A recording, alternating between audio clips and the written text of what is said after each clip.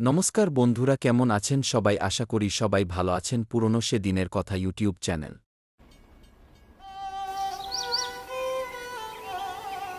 আমার ভবঘুরে জীবনের শুরুর দিকের ঘটনা। সালটা সাল না উল্লেখ করলেও চলবে। মাধু পাগলির সাক্ষাৎ ততদিনে পেয়েছি। আমি বেশ কিছুদিন বীরভূমের মহা শ্মশানে কাটানোর পর বলা যায় কিছুটা হতাশ হয়েই বেরিয়ে পড়েছিলাম আবার গুরুর সন্ধানে। মাইলের পর মাইল পায়ে হেঁটে ক্লান্ত পরিশ্রান্ত শরীর নিয়ে একদিন পৌঁছালাম নন্দনপুর নামক একটি গ্রামে। গ্রাম না বলে বলা যায় সদ্য গড়ে ওঠা একটা পাড়া। যতদূর চোখ যায় শুধু বড় বড় আম জামের দৈত্যাকার বনস্পতি, তার ফাঁকে ফাঁকে পিঁপড়ের মতো উকি দিচ্ছে ছোট ছোট অস্থায়ী উদ্বাস্তুদের কুড়ে। গ্রামের পথ সরু এবং অমসৃণ। আমি একটি তাল পাতার ছাউনি দেওয়া মাটির বাড়ির সামনে এসে দাঁড়িয়ে পড়লাম। বাড়ির উঠোনে বসেছিলেন একজন বছর 50-এর বৃদ্ধ। আমার দাঁড়িয়ে পড়া ওনাকে দেখেই আমার দিকে সন্দিগ্ধ দৃষ্টিতে চেয়ে আছে দেখে আমি একটু এগিয়ে গেলাম তার কাছে। আমায় বলল, বিশ্বমাতার আরাধনা করো বুঝি? আমি অবাক হলাম। বললাম, হ্যাঁ, কিন্তু আপনি কি করে জানলেন? লোকটি হেসে উত্তর দিল, তোমার শরীরের কিছু লক্ষণ দেখে বুঝলাম বাবা। এক সময় আমিও কম করিনি এই পথে, তবে সেটা বলতে পারো বাধ্য হই। মা বাবা আর অনাথ ছেলেটি ঠাঁই হয়েছিল এক সাধুর আশ্রমে। সেখান থেকেই যেটুকু শেখা। আমার যখন 16 বছর বয়স তখন সাধুজি মারা যান। সেই থেকেই পেটের দায়ে লোকের বাড়ি বাড়ি কাজ করতে শুরু করি, আর ও পথে যাওয়া হয়নি। আমি অবাক হয়ে শুনছিলাম ওনার কথাগুলি। উনি একটু থামতেই বললাম, এখন আপনার কিভাবে চলে তাহলে? বৃদ্ধ চোখ গোল গোল করে বলল, পলাশপুর গ্রামের ভূস্বামী শ্রীধর রায়ের প্রধান ভৃত্য আমি। সেখান থেকে যা টাকা করি উপার্জন হয় তাতে আমার একটা পেটের দিব্যি চলে যায়। তবে এই দিন 15 হলো সেখানে কাজে যাওয়াও বন্ধ হয়েছে। কেন? ও বাড়িতে এখন কেউ নেই। নায়েব মশাই গেছেন সপরিবার তার মেসো মশাইয়ের বাড়িতে। ফিরবে এখনো দিন 10 বাকি। তাই আর আমার খুব মায়া হলো বৃদ্ধের ওপর। ওনার পাশে বসে বেশ খানিকক্ষণ নানান গল্পগুজব করলাম। কথায় কথায় জানতে পারলাম ওনার নাম প্রাণগোপাল বানুজ্জে। হাত দেখে কোষ্ঠী বিচার করা, ছোটখাটো তাবিজ কবজ করার বিদ্যে ওনার জানা আছে। একসময় প্রাণগোপাল বলল, আমার সাথে কুঞ্জতলার মন্দিরে চলো। ওখানে তুমি কাউকে না কাউকে ঠিক পেয়ে যাবে। এই অনেক উঁচু স্তরের সাধকদের আনাগোনা আছে ওখানে। কথাটা শুনে আমার মনে যেন শত শত সুখের পায়রা একসঙ্গে সশব্দে উড়ে গেল। উৎসুক হয়ে বললাম, আপনাকে কি বলে যে ধন্যবাদ দেব বুঝতে পারছি না। আমি এখন পুণ্যস্থানে পৌঁছানোর পর্বে এক মুহূর্ত বিলম্ব করতে চাই না। বৃদ্ধ মৃদু হেসে উঠে তার ঘরের মধ্যে থেকে একটা পুটলি কাঁধে বাঁধিয়ে নিয়ে এসে দাঁড়ালেন। আমি উঠে আর একবার তাকে বিনয়ের সঙ্গে প্রণাম করে তাকে অনুসরণ করতে শুরু করলাম। মানসিক অবসাদ নিয়ে হন্যে হয়ে গুরুর সন্ধানে পথে পথে ঘুরি আমি। তবে সত্যি এই জঙ্গলাকীর্ণ গ্রামের থেকে যে আমার জীবনে এমন একটি সম্ভাবনার পথ খুলে যাবে তা ভাবতেই পারিনি। এসব ভাবতে ভাবতেই হেঁটে চলেছি আমজামের বনের মাঝের সরু মাটির পথ দিয়ে। তবে এখান থেকেই যে আমায় আসন্ন মহাসংকটের ইঙ্গিত দেওয়া হচ্ছিল তা বুঝতে পেরেছি পরে। জীবজন্তুরা সাধারণত একটু ঠান্ডা বা ছায়া বিস্তৃত জায়গাতেই বেশি থাকে, কিন্তু আশ্চর্যের ব্যাপার কি জানো? এই জঙ্গলের ভেতরে একটা পাখির ডাক তো দূরের কথা, কোনো গাছের কাণ্ডে একটা কাঠ বেড়ালিও নেই। ব্যাপারটা খুবই অদ্ভুত লাগলো আমার। কেবল শুনতে পেলাম দূরে কোনো এক জায়গায় কয়েকটা কাক ক্লান্ত স্বরে ডেকেই চলেছে খানিক তফাতে তফাতে। মাইল 3 হাঁটার পর একটি অপেক্ষাকৃত মোটা রাস্তায় এসে পড়লাম। প্রাণগোপাল বলল, এই রাস্তায় কিছুটা গেলেই কুঞ্জলতার মন্দির। আমি সকালে আমিষ খেয়েছি, আমি আর মন্দির প্রাঙ্গণে যাব না, তোমায় দূর থেকে দেখিয়ে দিয়ে চলে আসব। আমি আপত্তি করলাম না, বরং আরো একটু দ্রুত পায়ে হেঁটে তাকে আমার উৎসাহের পরিমাণটা বোঝালাম। এদিকে জঙ্গলের পরিমাণ পাতলা, রাস্তার দুপাশেই কোমর সমান আগাছার জঙ্গল। প্রাণগোপাল আমায় আরো হাঁটানোর পর একটা ভগ্নপ্রায় পোড়ো বাড়ির সামনে নিয়ে এসে দাঁড় করালো। বলল, এইটা হলো কুঞ্জলতার পুরনো জমিদার বাড়ি। এই বাড়ির উপর প্রান্তে একটি বগলা দেবীর মন্দির আছে, ওখানে পৌঁছে বাকিটা নিজেই বুঝে যাবে। আমি আর ভেতরে যাব না বাবা, এই আমি আসি। বলে প্রাণগোপাল ওখান থেকে চলে গেল। আমিও মাথা নেড়ে বাড়ির ভেতরের দিকে এগিয়ে যেতে শুরু করলাম। জমিদার বাড়ি ছিল বোধহয় দোমহলা। পুরো বাড়িটির মাত্র একটি জায়গাতেই সেই দৃষ্টান্ত পাওয়া যাচ্ছে, বাকি সব জায়গায় উপরের ঘরগুলি ধসে পড়ে একতলার ছাদের উপর স্তূপাকার হয়ে রয়েছে। আমি ডান দিক বরাবর হেঁটে বাড়ির পেছন দিকটায় এসে দেখি প্রাণগোপালের কথাই ঠিক। বাইরের থেকে বোঝারই উপায় নেই, এই ধ্বংসাবশেষটির পিছনের প্রান্তে এমন চাঁদের হাট বসেছে।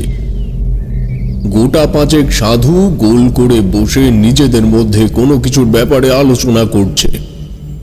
প্রত্যেকেরই মুখে একটা বিস্ময়ের ছাপ। আমি আর একটু এগিয়ে যেতেই আমার দিকে তাদের চোখ পড়ল। তৎক্ষণাৎ আমি হাঁটুর উপরে বসে ভক্তি ভরে তাদের উদ্দেশ্যে প্রণাম করলাম।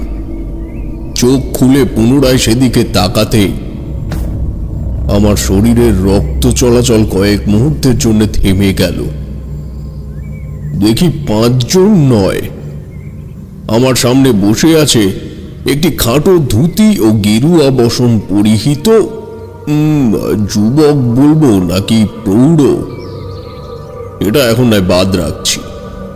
এর বয়স নির্ধারণ করা শক্ত, দেখে মনে হয় 30, 40 বা 50 কিছু একটা তো হবে। মুখে কেমন একটা হাসি লেগে আছে সর্বদা। আমায় হাতের ইশারায় ওনার কাছে ডেকে বললেন, এসো, এদিকে এসে বসো। গলার স্বর গম্ভীর হলেও আবেগপরায়ণ। আমার মনে তখন অলৌকিকতার ঝড় বয়ে চলেছে দূরদমনীয় গতিতে। সেই ভাবটা বুঝতে না দিয়ে আমি তার পাশে গিয়ে পদ্মা আসনে বসলাম।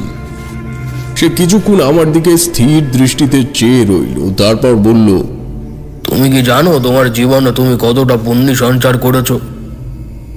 না বাবা, তবে আপনার পরিচয় নিয়ে আমার মনে অজস্র প্রশ্ন ঘোরাফেরা করছে। আমি কি এখন তার থেকেও গুরুত্বপূর্ণ একটা কাজ তোমায় করতে হবে। সময় চক্রে আমার সাথে তোমার দেখা হয়েছে বহুবার, ভবিষ্যতেও হবে, তাই পরিচয় আদান প্রদান নিয়ে এত উতলা হয়ে পড়ো না। কথাগুলো শুনে আমি আরো বিস্মিত হয়ে পড়লাম। লোকটা বলে কি? এর সাথে আমার আগেও দেখা হয়েছে, কিন্তু কই না তো। আমি তো আমার ফেলে আসা দিনগুলোয় এই চেহারার কাউকে দেখিনি, কিন্তু ক্ষণিকের ভগ্নাংশের পলক স্খলনের ফলে যে বিভীষিকাময় ঘটনা আমার সামনে ঘটে গেল, তাতে কোনো কিছুকে ঠিক বা ভুল বিচার করার মানসিকতা আমি তখন হারিয়ে ফেললাম। নিচু গলায় প্রশ্ন করলাম, বাবা, বিশ্বমাতা সেবা করাই তো আমি আমার জীবনের প্রধান ও শেষ কর্তব্য হিসেবে মনে করি। এছাড়া আপনি কোন কর্তব্যের কথা বলছেন দয়া করে আমায় সে ব্যাপারে অবগত করুন। সেবা করার প্রক্রিয়ার ব্যাপারে তোমায় আগে অবগত করি। তোমার জীবন প্রস্তরে যত মানুষকে তোমার বিশেষ গুণ ও নির্ভীকতার আদলে রক্ষা করতে পারবে, সেটাই হবে তোমার ইষ্টদেবীর চরণে শ্রেষ্ঠ পুষ্পাঞ্জলি। বিশ্বমাতা সূক্ষ্ম শরীরে সর্বস্তরে বিরাজ করতে পারে না। এই বিশেষ কর্মের জন্য তিনি কৃপাদৃষ্টি বর্ষণ করেন কিছু নির্দিষ্ট মানুষের উপর। মনে রেখো তারানাথ, তাদের মধ্যে তুমি একজন। বিস্ময়তার মেঘ ছেয়েছে আমার সম্পূর্ণ মন অন্তরিক্ষে। এখানে ওনার মুখে আমার নাম শোনাটাকেও একেবারেই স্বাভাবিক বলেই মনে হলো। হাত জোর করে বললাম, আমায় কি করতে হবে বলুন বাবা। নিজেকে প্রস্তুত মনে করতে পারিনি এখনো, তাই বিপদ সংকুল জায়গায় আমার করণীয় কার্যের প্রতিফলনের বিষয়ে আমি নিশ্চিত হতে পারি না। সর্বদাই মনে হয় এখনো অনেক উচ্চমার্গের মানুষের সঙ্গে আমার পরিচয় হওয়ার আছে। লোকটি আমার কথা শুনে হেসে উঠল, বলল, যত মানুষকে বিপদের থেকে নিষ্পত্তি দিয়ে সুস্থ সুগম পথের দিশা দেখাবে, মনে রেখো ততবারই তুমি সাধনার পথে একটি করে ধাপ পেরিয়ে উপরে উঠবে। তাতেই হবে গুরু লাভ। লোকটির অভিব্যক্তিতে একটা সম্পূর্ণ সুনির্দেশনার ছাপ স্পষ্ট ছিল। কি যেন একটা আছে ওনার চাহনিতে, মন্ত্রমুগ্ধ হয়েছিলাম আমি। ঘোর কাটল ক্ষণিকের নীরবতায়। বললাম, আমায় কি করতে হবে বাবা? পলাশপুরের জমিদার শ্রীধর রায়ের বাড়ির উদ্দেশ্যে এখনই বেরিয়ে পড়ো। ওনার গোটা বংশের উপর থেকে মর্মান্তিক মৃত্যু ঢেউ বয়ে যেতে চলেছে। যদি বিপরীত শক্তি পূর্ণ ক্ষমতা অর্জন করতে সক্ষম হয়, ওই বংশের একটা মানুষও আর বেঁচে থাকবে না। বিদ্যুতের মতো আমার মাথায় চলে এলো প্রাণ গোপালের কথাটা। ওই তো বলেছিল, পলাশপুর গ্রামের ভূস্বামী শ্রীধর রায়ের প্রধান বৃত্ত আমি। সেখান থেকে যা টাকা কড়ি উপার্জন হয় তাতে আমার একটা পেটের দিব্যি চলে যায়। তবে এই দিন 15 হলো সেখানে কাজে যাওয়াও বন্ধ হয়েছে। এত ভেবে আর সময় নষ্ট করো না। আকস্মিকতার মুখোমুখি এখনো তুমি হওনি। লোকটি এই কথাটা ভুল বলেনি। এরপরে আমার সাথে যা যা ঘটল তা এতটাই বিস্ময়কর, এতটাই অপ্রাকৃতিক যে এখনো সে দিনের কথা মনে এলে আমার হৃৎপিণ্ডের স্পন্দনে একটা অস্বাভাবিক চাঞ্চল্যতা লক্ষ্য করি। তারানাথ থামল। লক্ষ্য করলাম তার কপালে বিন্দু বিন্দু ঘাম জমেছে। ধীর হাতে একটা সিগারেট বের করে ঠোঁটে ঝুলিয়ে মুখ তুলে আমাদের দিকে চাইল। আমার বন্ধু কিশোরী সেন বলল, ঠাকুরমশাই ঠিক আছেন তো? তারানাথ সিগারেটটা ধরিয়ে বলল, ঠিক আছি। তবে কি জানো, আমার জীবনে সত্যি এমন এমন সময় নিজেকে ঠিক রাখতে হয়েছে যেখানে একটা স্বাভাবিক মানুষ মানসিকভাবে এতটাই ভেঙে পড়তে পারে যে কর্মের অগ্রগতি তো দূরের কথা, মুখের ভাষা পর্যন্ত হারিয়ে ফেলবে। যাই হোক, শোনো, বাবাজির আদেশ মতো বেরিয়ে পড়লাম পলাশপুর জমিদার বাড়ির উদ্দেশ্যে। ঠিকানা খুঁজে পেতে খুব একটা বেগ পেতে হলো না। জমিদার শ্রীধর রায় এই আগাছার মতো গড়ে ওঠা অঞ্চলের একজন রাজা সমতুল্য ব্যক্তি বললেও ভুল হবে না। তার বাড়ির সামনে পৌঁছানোর পরেই এই মন্তব্যের সার্থকতা আবিষ্কার করতে পারলাম। ব্রিটিশ আমলের সুবিশাল দোমহলা বাড়ি, দুপাশে দুটো পুকুর এবং মাঝের থেকে যানবাহন আসা যাওয়া করার সুবাদে তৈরি করা হয়েছে পাথুরে রাস্তা। এই পথ ধরেই আমি জনশূন্য বাড়ির প্রাঙ্গণে এসে দাঁড়ালাম। সদর দরজায় ঝুলছে মস্ত একটা তালা। প্রাণগোপালের কথা অনুযায়ী জমিদার মশাই ও তার পরিবারের সকলে গেছে তার মেসো মশাইয়ের বাড়িতে। তবে কুঞ্জতলা মন্দির চত্বরের বাবাজির বলা কথা যে অক্ষরে অক্ষরে ঠিক, তা সেখানে দাঁড়িয়ে আমি বেশ অনুভব করছি। বাড়ির দিক ও অবস্থান সবকিছুই বাস্তু অনুসরণ করে হলেও কিছু একটা অমিল যেন অশুভ কালো চাদরের আকার নিয়ে বাড়িটাকে ঘিরে আছে। এমন সময় কানে এলো মৃদু ঘোড়ার ডাকের মতো শব্দ। নিস্তব্ধ বাড়িতে সেই শব্দ যেন প্রতিধ্বনিত হলো বেশ কয়েকবারের জন্য। আমি শব্দ লক্ষ্য করে বাড়ির ডান দিক বরাবর এগিয়ে যেতেই দেখলাম মূল মহল লাগোয়া একটা বিশাল আস্তাবল রয়েছে এই দিকটায়। ঠিক তার পাশেই পুকুর। যেমন তোমাদের আগেই বললাম, এই পুকুর বাড়ির বাঁ দিকেও আরেকটি আছে। আস্তাবলের সামনে কিছুটা ছাউনি দেওয়া ফাঁকা জায়গা, তারপরেই একটি ফুট 10 উঁচু লোহার গেটের ওপারে বাঁধা আছে 3টি মিশমিশে কালো ঘোড়া। কি বিশাল তাদের চেহারা, শরীর থেকে যেন তেল ঝরে পড়ছে। পরক্ষণেই মাথা এলো, এই কদিন এই অবলা প্রাণীগুলোকে খাবার জোগাচ্ছে কে? জমিদার মশাই ভ্রমণে গেছেন কতদিন আগে জানি না, তবে প্রাণগোপাল বলছিল উনি ফিরবেন এখনো দিন 15 পরে। উনি কি এই প্রাণী 3টির ব্যাপারে এতটাই অমনোযোগী? আমি ঠিক করলাম এই স্থানেই আমি আজ রাত কাটাবো। বিকেলের দিকে একবার আশেপাশের থেকে ঘাস পাতা ছিঁড়ে এনে কোনো রকমে খাবারগুলো ওদের নাগাল পর্যন্ত পৌঁছাবো। কিছুটা জায়গা পরিষ্কার করে ওখানে বসলাম পুঁটলিটা রেখে। এখানে বলে রাখি, মানুষ যখন নিজের ইচ্ছার অনুকূলে কাজ করে তখন তার নাওয়া খাওয়ার সময়ের কোনো ঠিক থাকে না।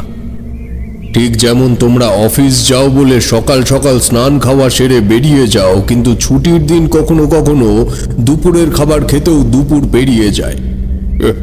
তাও তো ভালো তোমাদের মাথার উপরে একটা চালা আছে।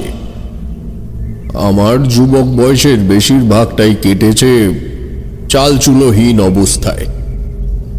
স্নান খাওয়ার কোনো ঠিক নেই, পথ হাঁটাটাই ছিল জীবনের মূল লক্ষ্য। খাবার জিনিস যা ভিক্ষে করে পেতাম তাতে অবশ্যই পুঁটলি ভর্তি থাকতো। আমি পুঁটলি থেকে 2টি পাকা কলা বের করে খেলাম দুপুরের পরে। দিনের আলো কমে আসার সাথে সাথেই পরিবেশে একটা আকস্মিক পরিবর্তন লক্ষ্য করলাম। প্রকৃতি কি আদৌ এত নিঃশব্দে থাকতে পারে?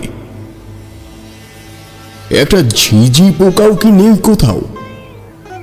বাতাসে কেমন একটা পুরনো সেতারের মিহি শব্দ মিশে আছে। দূরে কি কেউ সেতার বাজাচ্ছে? পরক্ষণেই মনে হলো শব্দটা আসছে ওই বিশাল অট্টালিকার ভেতর থেকে। ভ্রম কাটানোর জন্য ছাউনির থেকে বেরিয়ে ধীরে ধীরে বাড়ির মুখ্য দ্বারের সামনে এসে দাঁড়ালাম। না, ভুল নয়, শব্দটা ভেতর থেকেই আসছে। অজস্র অলৌকিক সম্ভাবনা একসাথে মনকে চেপে ধরলে সেই সময় মানুষের অবস্থা কি হয় তা ভাষায় প্রকাশ করা সম্ভব নয়। আমার পঞ্চেন্দ্রিয় তখন অতিমাত্রায় সজাগ ও সতর্ক। আমি 1 পা 2 পা করে বারান্দায় উঠে এলাম। বাবাজি সত্যিই বলেছিল, আকস্মিকতার এখনো কিছুই দেখিনি আমি। নইলে কি যে বাড়িতে সেই দুপুরের আগের থেকে আছি সেই বাড়ির বারান্দায় মোটা গোল থামের পেছনে একটি আস্ত মানুষ বাঁধা রয়েছে তা এখনো টের না পেয়ে থাকি? দেখলাম একটি বছর 60-এর বৃদ্ধকে অযত্নের সাথে মুখে গামছা দিয়ে বেঁধে রাখা হয়েছে সেখানে। আমি ছুটে গিয়ে তার বাঁধন খুলে দিতেই সে মুখ থুবড়ে পড়ল মোজায়েক করা শক্ত মেঝের ওপর। বললাম, আপনি কে বাবা? আপনার এই অবস্থা হলো কি করে? শীর্ণকায় বৃদ্ধের তখন আর উত্তর দেওয়ার শক্তি নেই। হাতের ইশারায় একটু জল চাইল দেখে আমি দৌড়ে গিয়ে আমার পুঁটলি থেকে ঘটিটা বের করে পুকুর থেকে একটু জল ভরে এনে বৃদ্ধকে খাওয়ালাম। একটু ধাতস্থ হয়ে উনি নিচু গলায় বললেন, সব শেষ করে দেবে, সব শেষ করে দেবে। কি শেষ করে দেওয়ার কথা বলছেন বাবা? বলা মাত্রই বৃদ্ধ সন্দিগ্ধ দৃষ্টিতে আমার দিকে তাকালো, কিছুক্ষণ চুপ করে থেকে বলল, কে কে তুমি? নিশ্চয়ই নিশ্চয়ই ও তোমাকে পাঠিয়েছে। বলেই সে বৃদ্ধ আমায় ধাক্কা দিয়ে দৌড়ে পালিয়ে গেল গ্রামের পথ ধরে। আমি বিস্ময়ে থমথমে খেয়ে গেছি। তখন রহস্যের জাল যেন আমায় আষ্টে পিষ্টে পেঁচিয়ে ধরেছে। এমন সময় আবার শুনলাম ওই সেতারের শব্দ। অন্দর মহলের থেকেই আসছে শব্দটা, এখন আমি নিশ্চিত। আমি পা টিপে টিপে মূল ফটকের সামনে এসে বন্ধ দরজায় কান পাততেই আমার মাথার মৃদু চাপেই দরজাটা খুলে গেল। আমি চমকে উঠে খানিকটা পিছিয়ে এসে অবাক হয়ে ভেতরের দিকে চাইলাম। বন্ধ দরজার অপর দিকে যে একটা চলমান জীবনযাপনের দৃষ্টান্ত রয়েছে তা এতক্ষণ আমি বুঝতেই পারিনি। না, তা কি করে সম্ভব? আমি নিজের চোখে দেখেছি বাড়ির দরজায় একটা মস্ত বড় তালা ঝুলছে, তবে ভয়ে আমার শরীর জমে গেছে মনে হলো। দরজার ওপারে এক বিশাল হল ঘরে কোনো কারণে এক জরুরি সভা চলছে বলে মনে হয়। সবার দৃষ্টি অপেক্ষাকৃত উঁচু একটি ফরাস পাতা তক্তপোষের দিকে। আমি নিশ্চুপ হয়ে দাঁড়িয়ে তাদের সঙ্গীর ভূমিকাই পালন করলাম। খানিক বাদে ওই তক্তপোষের ওপর একজন লম্বা চওড়া জমিদার গোছের লোক এসে উপনিবেশ করলেন। গায়ের রং ফর্সা, ঠোঁটের ওপর একটি কালো কুচকুচে শাঁসালো গোঁফ, চোখের চাউনি বাঘের মতো হিংস্র। হুকুমের ভঙ্গিতে বললেন, যতীন যেন কালকের সূর্যের আলো না দেখে, তার মৃত্যু সংবাদ আমায় যেই আগে দেবে তাকে আমি বিশেষভাবে পুরস্কৃত করব। কি ভয়ঙ্কর সে কণ্ঠস্বর! বাকিদের কি হলো জানি না, আমার রোমাঞ্চিত হৃৎপিণ্ড এই প্রস্তাবে আরো একটু বিক্ষিপ্ত হয়ে গেল। সামনে বসা ব্যক্তিদের মধ্যে একজন বললেন, কিন্তু জমিদার বাবু, ও একটা ছোট ছেলে আছে, তার নাম প্রাণ গোপাল। এই বয়সে বাপ চলে গেলে। আমি কিছু শুনতে চাই না, সে বড় হলে দেখা যাবে।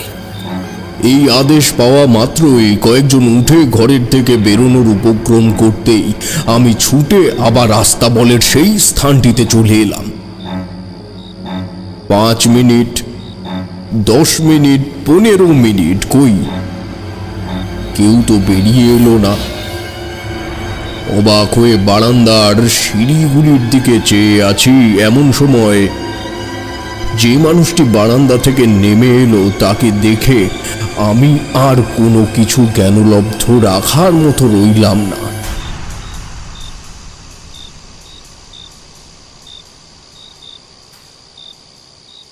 তারানাথ চুপ করে গেল।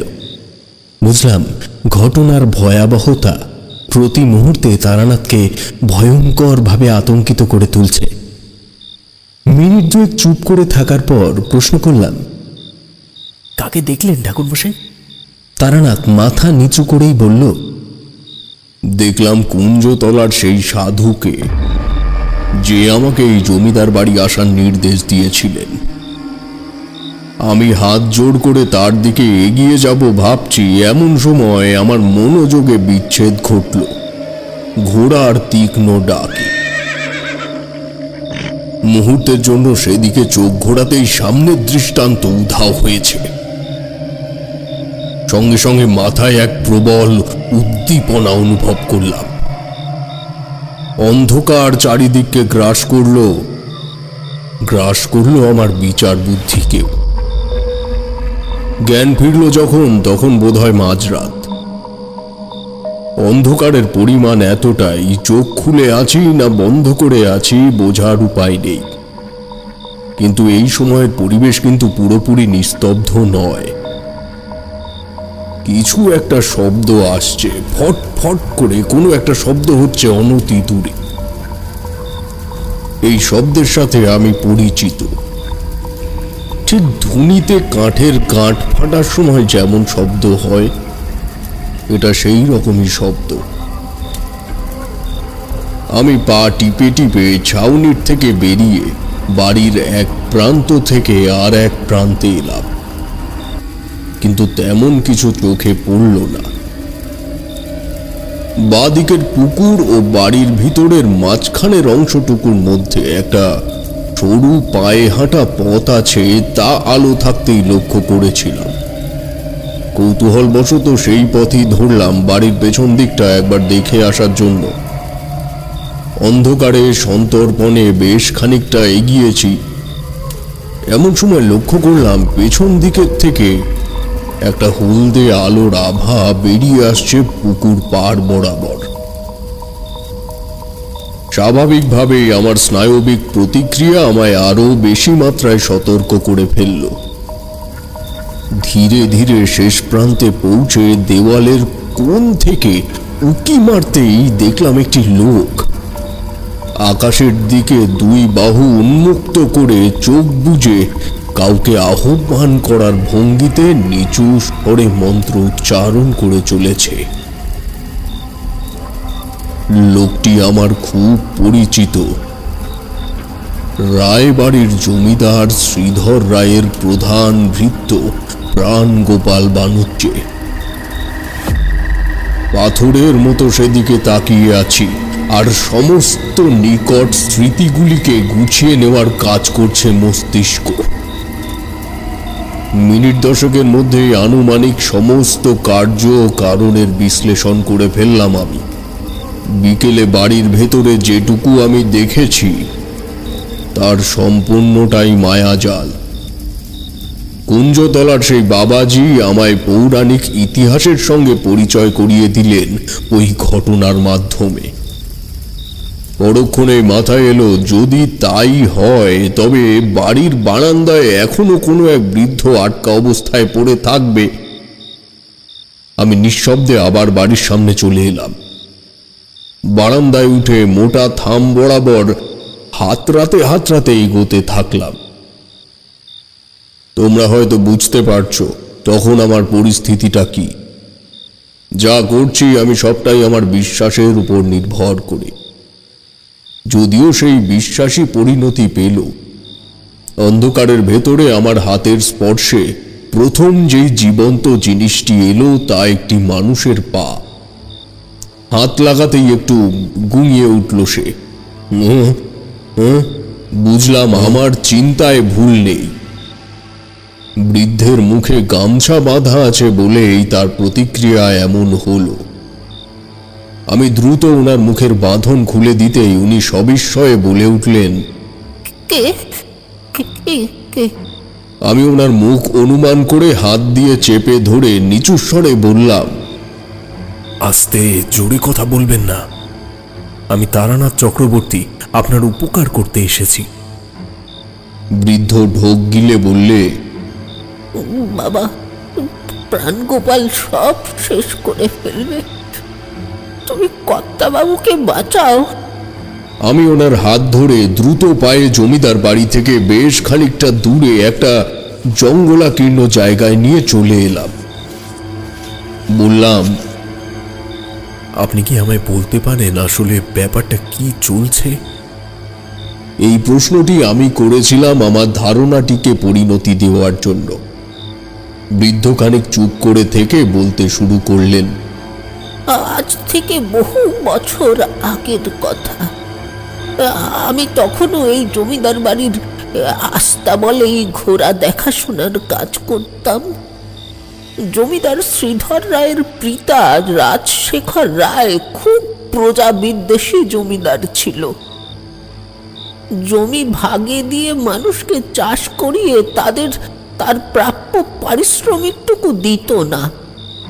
একদিন যতীন ব্যানার্জি নামে একজন কৃষক জমিদার সভায় আসলো প্রতিবাদ জানাতে। জমিদার মশাই, হয় আমায় আমার ভাগের ফসল দিন, নইলে সেই ফসলের সমতুল্য অর্থ আমায় বুঝিয়ে দিন, নইলে আমি এখান থেকে নড়ব না।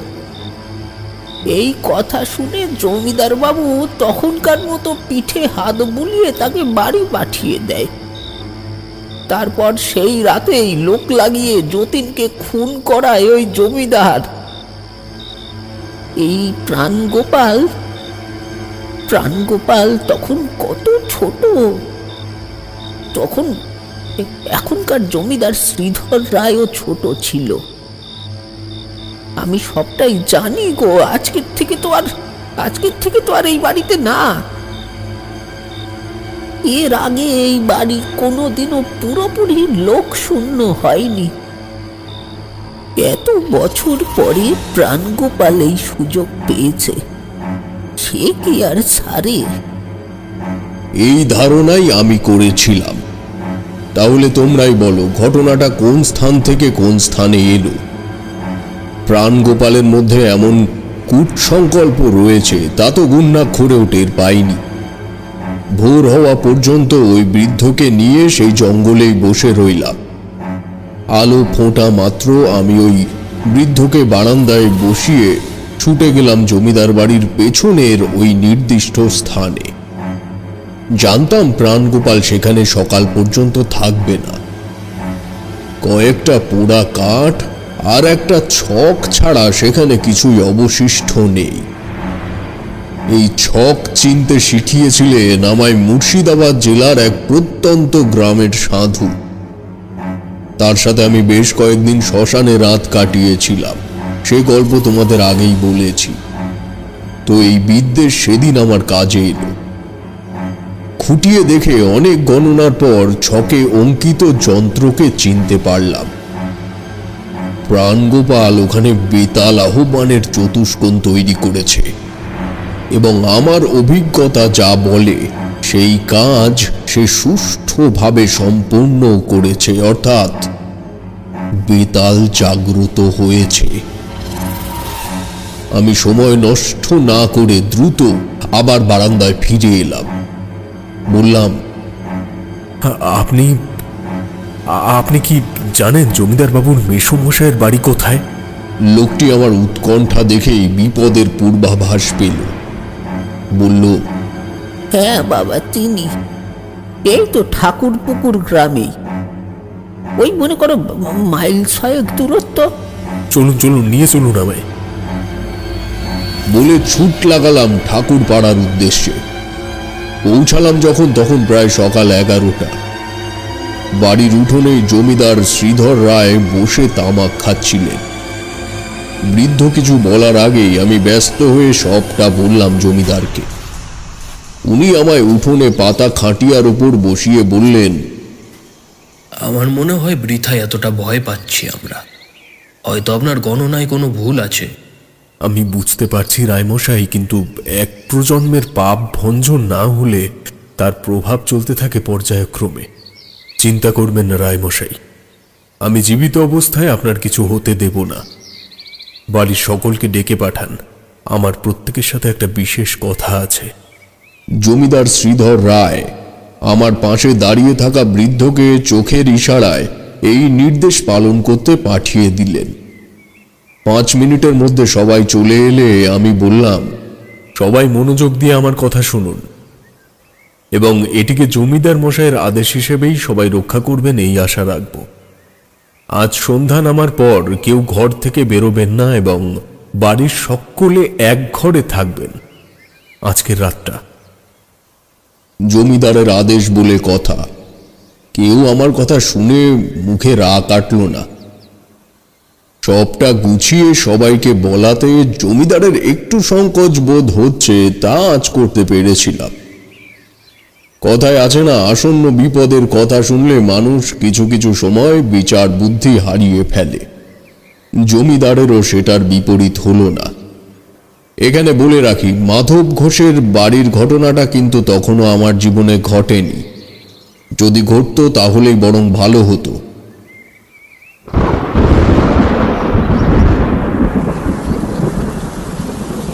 তারানাথ মাথা নিচু করে নারকেলের মালা দিয়ে বানানো ছাইদানিটার দিকে এক মনে চেয়ে রইল। বুঝলাম ঘটনা শেষটি নিশ্চয়ই আশানুরূপ ফল দেয়নি। কিশোরীর ধৈর্য মানল না, ও প্রশ্ন করেই বসল। শ্রীধর রায়কে কি আর বাঁচানো যায়নি? তারানাথ ধীরে সুস্থে আরও একটা সিগারেট ধরিয়ে আবার বলতে শুরু করলো।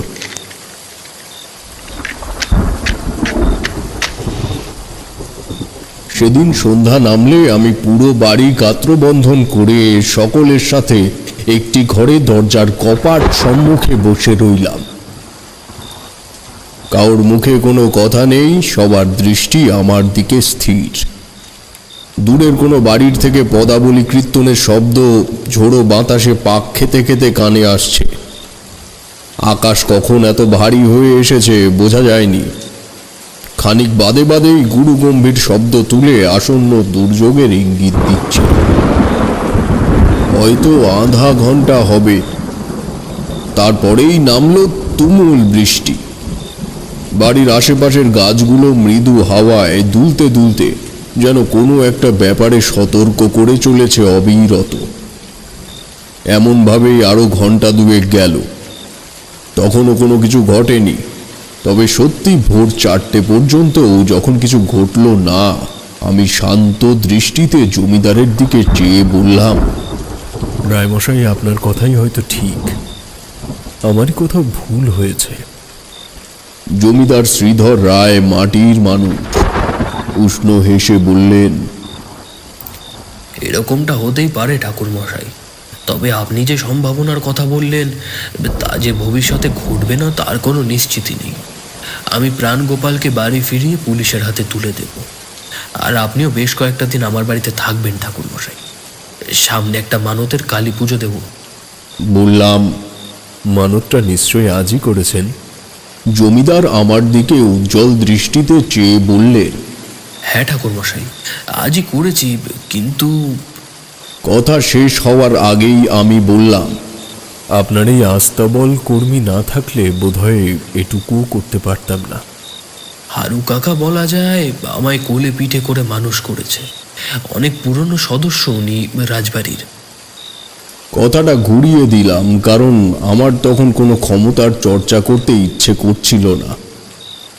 আমি জানতাম কিছু একটা এমন হয়েছে যেটা আমি ধরতে পারলাম না।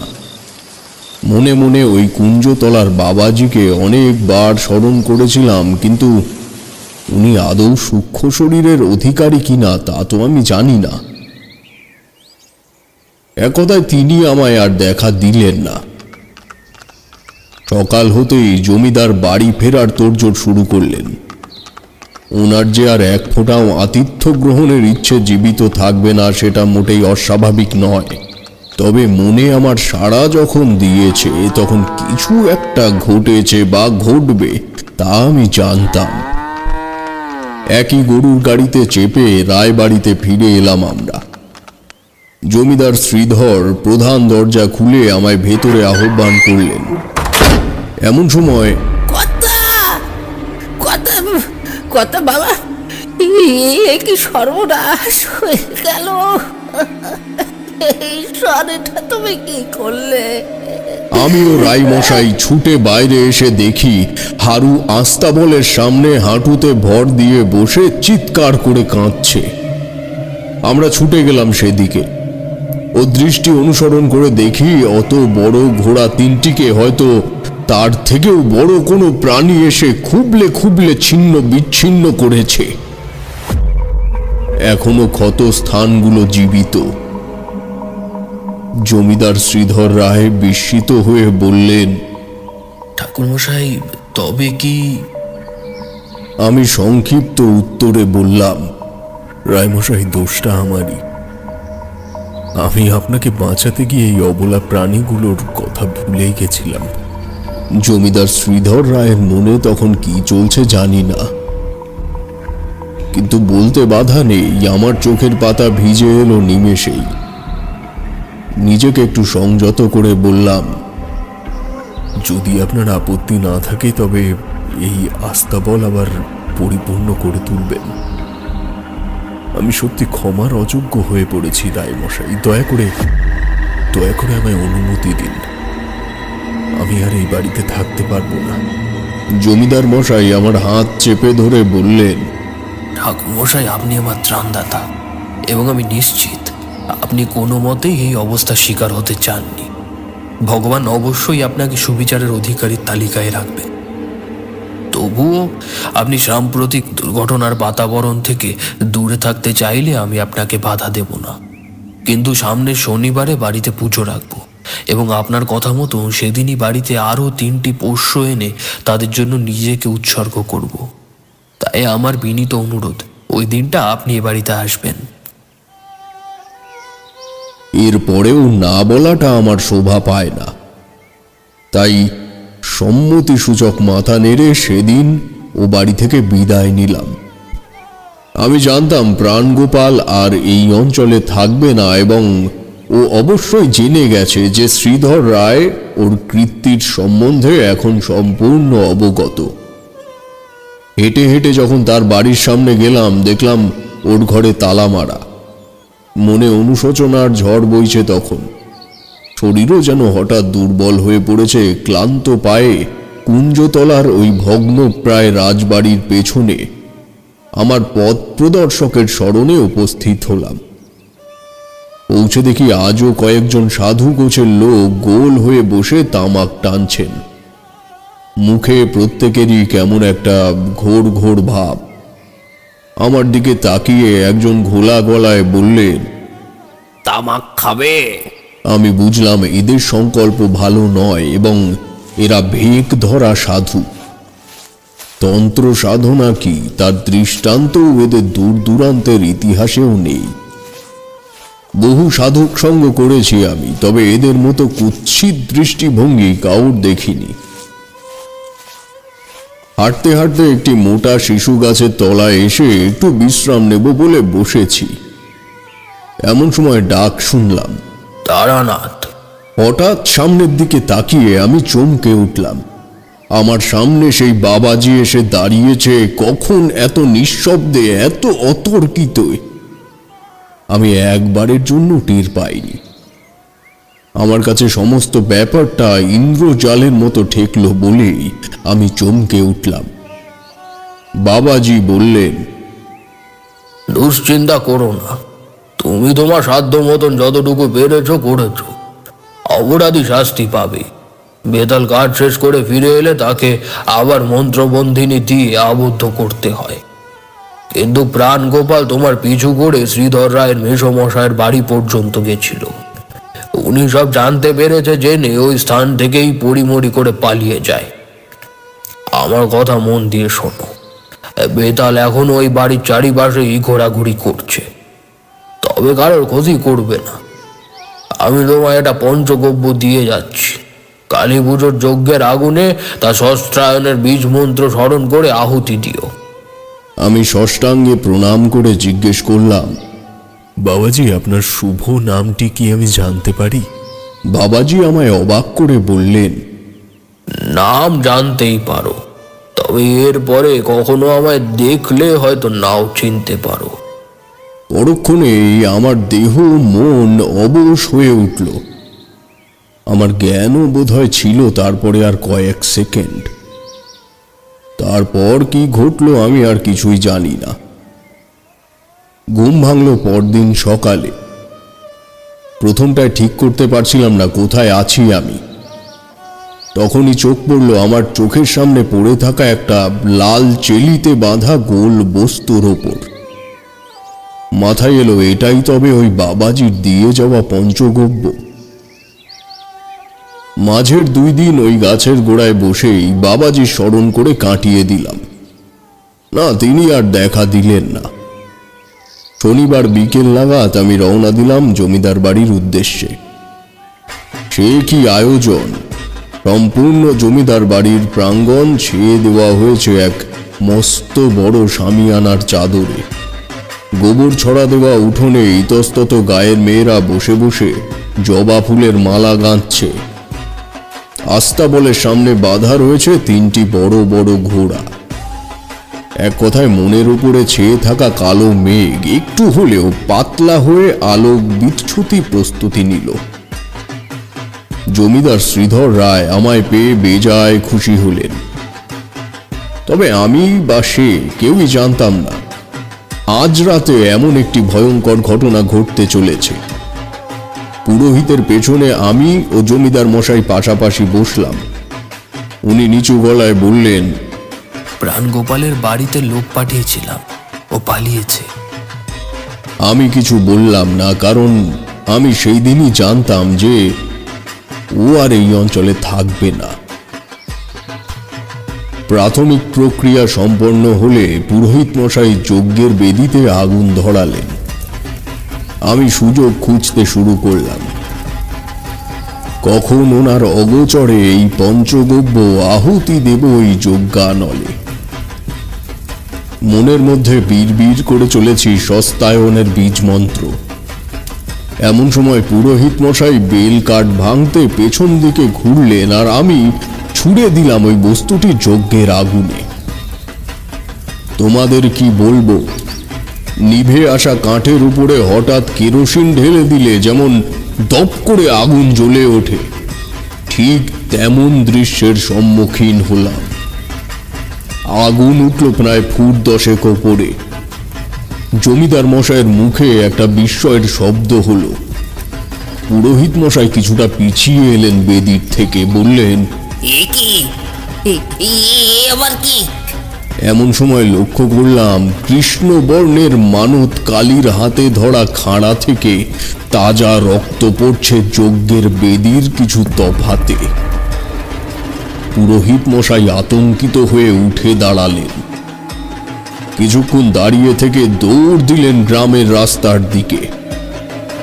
আমি জমিদার মশাইকে বললাম, প্রণাম করুন জমিদার মশাই, মা আপনার মানত স্বীকার করেছেন। জয় মা তারা। এই ঘটনার পরে কি আর কোনো যুক্তিতর্ক মনের মধ্যে স্থান পায়? মন্ত্রমুগ্ধের মতো উনি আমার সমস্ত নির্দেশ পালন করলেন। আমি বাকি পুজো সম্পন্ন করে ভোর নাগাদ গৃহস্বামীকে দিয়ে মাকে বিসর্জন দিলাম। তারপরে আরো 2 দিন আমি ওই বাড়িতে ছিলাম। আমায় শুধু বিশেষভাবে আপ্যায়ন করা হলো তা নয়, 2 দিন পরে যখন ও বাড়ি থেকে বিদায় নিয়ে ফিরছি, জমিদার বাবু আমায় যথাসম্ভব খাবার দাবার ফল দিয়ে আমার পুটলি ভারী করে দিলেন। আরো কয়েকদিন ওই গ্রামের একটি জঙ্গলে আস্থানা বানিয়ে আরামে দিন কাটিয়ে আবার বেরিয়ে পড়লাম দেশান্তরে। নন্দনপুর গ্রামের মুখে যখন পৌঁছেছি, দেখি একটা স্থানে বেশ জটলা সৃষ্টি হয়েছে। ভিড় ঠেলে যখন তার কেন্দ্রবিন্দুতে পৌঁছালাম, দেখলাম ভিড়ের কারণ একটি মৃতদেহ, এবং মৃতদেহটি আমার এই কাহিনীর প্রথম পরিচিত মানুষের, অর্থাৎ প্রাণগোপাল বানুজ্যের। গলার কাছে একটা ধারালো অস্ত্র দিয়ে কোপানোর দাগ স্পষ্ট। 2-3 দিনের পুরনো মরা দেখলেই বোঝা যায় সাধারণ অবস্থা থেকে সে দেহ খানিক ফুলে উঠেছে। আমার পাশে দাঁড়িয়ে থাকা এক যুবককে প্রশ্ন করলাম, এনার পরিচয় জানা গেছে কি? না, অনেকেই দেখলো কেউ চেনে না। গ্রামে একজন কাঠুরে জঙ্গলে কাঠ কাটতে গিয়ে দেখে একটা কাঁথা কম্বল জড়ো করা স্তূপের ওপরে এই মৃতদেহটি পড়ে আছে। দেখা যাক, পুলিশ না আসলে কিছু বলা যাচ্ছে না। আমি বেরিয়ে এলাম ওই জটলা থেকে। অতর্কিতেই আমার জড়ো হাত স্পর্শ করলো ললাট। মুখ থেকে উচ্চারিত হলো, জয় তারা।